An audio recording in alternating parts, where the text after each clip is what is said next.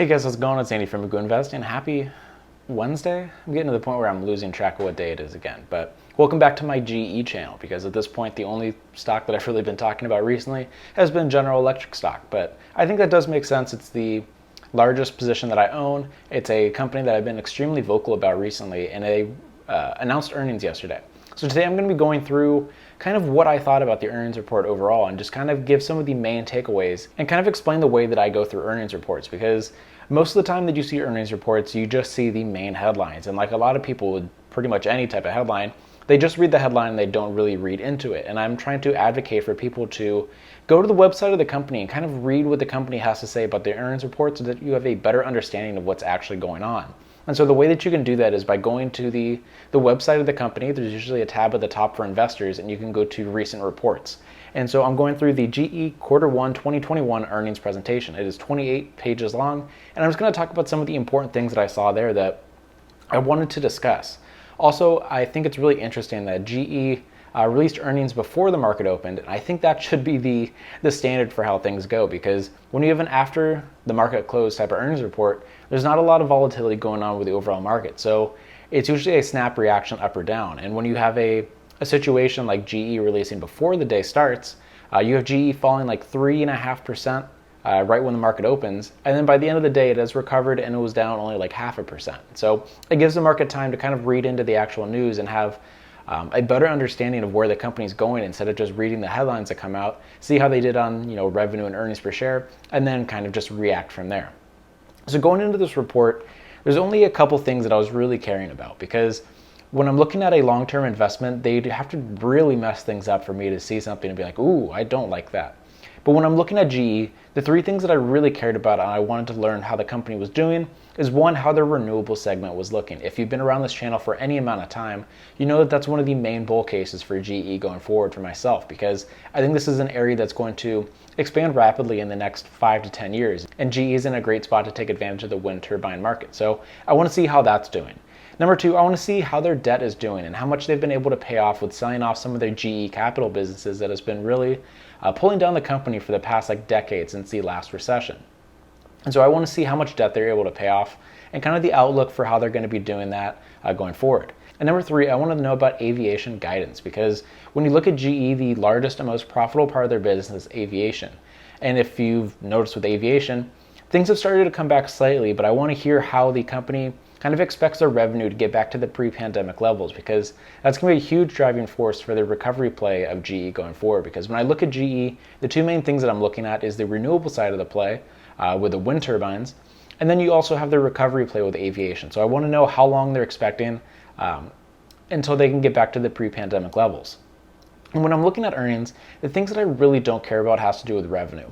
Revenue is pretty important unless they have some ridiculous miss or a hit. I don't really care that much. And especially with earnings per share, the two metrics that people often look at when they kind of see how a company does in earnings reports has to do with revenue and earnings per share. And I've talked on this channel a lot about how it's pretty easy to manipulate the numbers for earnings per share, especially with stock buybacks, because it removes some of the shares outstanding. And when you do earnings over shares, if there's less shares, you're going to have a higher EPS. And when you're comparing that to previous quarters, it's a pretty easy way to kind of manipulate the data. So I don't care that much about that. Also, I'm very curious to see what earnings reports you guys are watching going forward. Be sure to let me know in the comment section down below. Also, this is not financial advice. I have Pierre the Peace Lily in front of me, and I also have Sienna the Succulent, because people have been asking for more things in front of the camera, so decided to bring them out today. That's some hot coffee. All right, so I'm just going to go through some of the main things that came out of the earnings report that I wanted to talk about, because going forward, I'm going to go to the calendar, which I think is close to the bottom. The upcoming calendar, I really like how GE comes out and says, this is when the next earnings reports are, because for a lot of companies, it's pretty hard to find kind of where the earnings reports are going to be sometimes.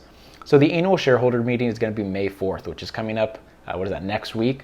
Then you have quarter two, which is going to be July 27th, October 26th, and then January 25th. So you kind of have the ability to put things on your calendar. And the annual shareholder meeting is going to be very important for someone like myself that has been very vocal about my love for selling options on a company like GE. And so the main thing that they're likely going to be talking about there has to do with debt and what they're going to be doing with the reverse stock split that was kind of recommended by the board a couple months ago, and that was voted on by shareholders. So that's what's going to be watching. I'll probably talk about that next week. I'm assuming, I mentioned in the last video, there's probably like a 99.5% chance that the reverse stock split goes through. So likely I'm not going to be able to sell options anymore, which is a bummer, but if the company thinks it's going to be best for the long term, I'm cool with that. So when you look at the company overall, the things that really stuck out to me, when I look at the snapshot for quarter one, it makes sense that some of the revenue is going to be down, especially when you know that aviation is definitely not back to where it was before the pandemic really started. But the way that I'm kind of looking at things has to do with the building momentum on a stronger foundation part of their second slide. And so they have the GECAS, which is the airline leasing business that they sold off to AirCorp in the last quarter. And that still hasn't gone through fully, so there are some numbers on the books that does kind of have that still as a part of the business, but the expectation is that that transaction is going to go through in the upcoming quarters. But the idea of it is a major reason why I decided to get into GE in the first place. I've been talking about GE on this channel for like 2.5 years at this point, and when I first talked about it, I said that GE had their fingers in too many businesses that I didn't think that they were very good at. And so being able to consolidate the business into stuff that they're very good at, they mentioned combination of an important catalyst, focusing the portfolio, and commitment to debt reduction. And those are things that I care about a lot. And so they're selling off this business, they're getting like a 45% stake in the resultant company, and they're able to pay off a significant amount of long-term debt from it and focus the portfolio. So overall, big fan of that.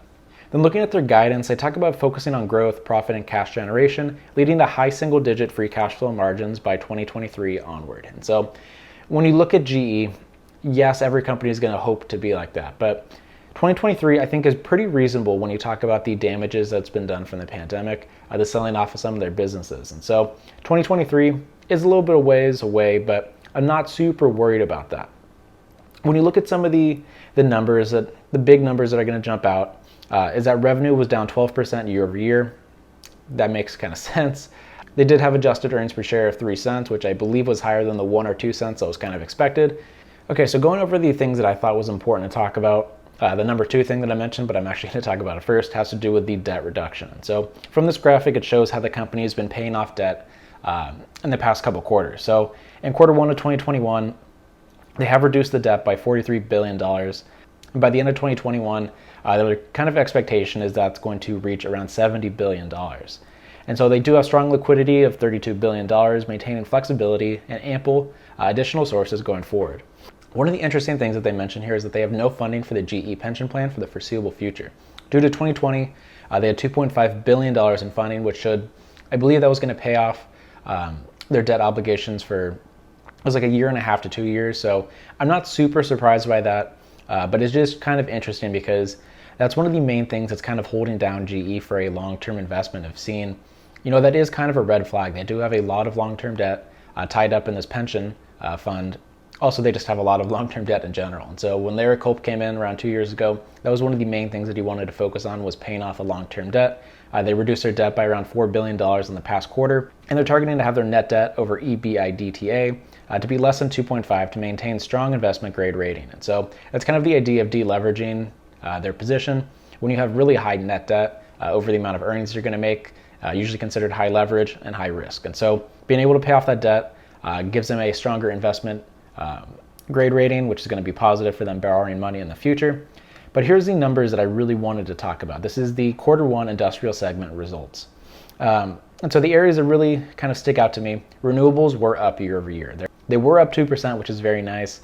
Aviation definitely took a pretty big hit, down 28% year over year. And so when you look at this quarter, which is like basically the first couple months of 2020, year over year, the pandemic really hadn't fully affected travel at that point. When you kind of think of everything being shut down, you think of like the middle of March.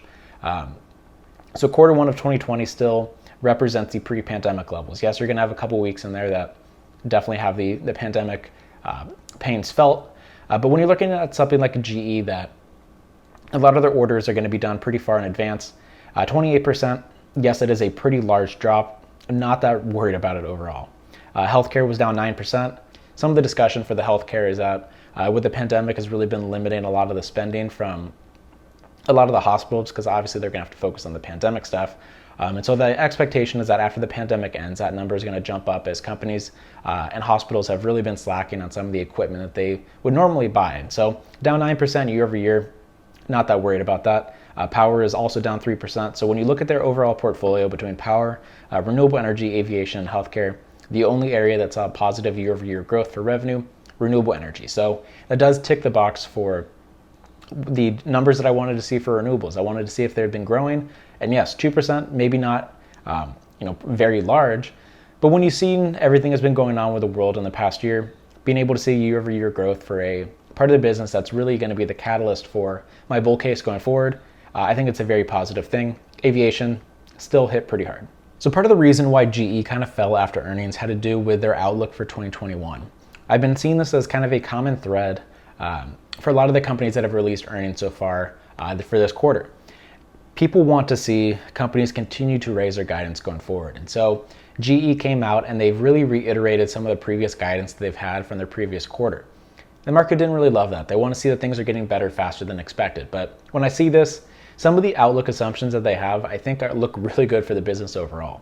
When I talk about the recovery for aviation, the company mentions for their outlook assumptions that aviation market recovery beginning in the second half of 2021, top line flat to up by the end of the year. So this is much better than I kind of expected. They also talk about renewable market growth, expand international and services and inshore, ramp up offshore, and optimize cost base. The company, pretty much like every company, has had a lot of problems with supply chain problems. And so that's going to raise a lot of the costs for a lot of the industrial products that they're producing. So that's going to be something to watch going forward. Pretty much every company has had that type of problem. You have the microchip problems with a lot of the automotive companies.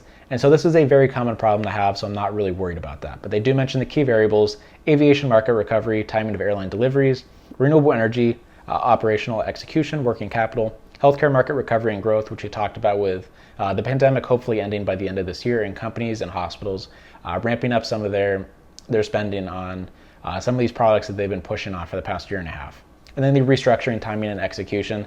This is the selling off a lot of the GE Capital parts of their business that aren't as profitable and kind of consolidating the business into areas that they're really good at. And so for the aviation update, I thought this was really interesting because it gives a really easy way to understand how aviation has been recovering over time. So on the axis in the dark blue, you have the GE /CFM engines, which are going to be the joint venture between GE, and I forget what the acronym stands for. Basically, it's the engines that are going to be produced that are going on stuff like the Boeing 737 MAX planes. And so that's been recovering pretty well, but the domestic departures has really started to ramp up recently. You had a pretty steep drop off at the end of quarter 4 going into quarter 1, but then halfway through the previous quarter, you've seen a lot of the travel numbers really boosting much quicker than people anticipated. So we're not up to the previous levels that we saw before the pandemic, but based off of me looking at the graphic, it looks like it's around 80% of the pre-pandemic levels. One of the main reasons why I love my investment in Southwest Airlines, because of the focus on domestic travel. International departures, still very low. The numbers that they show here, it's around 30%. And so that's really going to be the number that's going to be pushing some of these airlines to really be investing in some of the planes going forward, because those are the most profitable parts of their business. And until those really recover, they're probably not going to be spending as much on new planes and new engines. And so that's really what they're going to have to watch going forward. Their dynamics are talking about travel restrictions, customer behavior, case trends, vaccine distribution and impact, forward booking rates, and freight.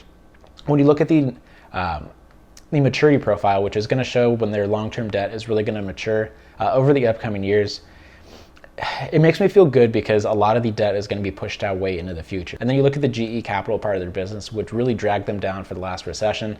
A lot of their long-term debt maturity doesn't happen until 2030 to 2055. It's going to be $32 billion worth of long-term debt. And so that's really going to be the area that I'm hoping the company is going to pay down in the upcoming years, because having that amount of long-term debt hanging over the company really limits the amount of growth potential that they can have, especially when you're talking about renewables.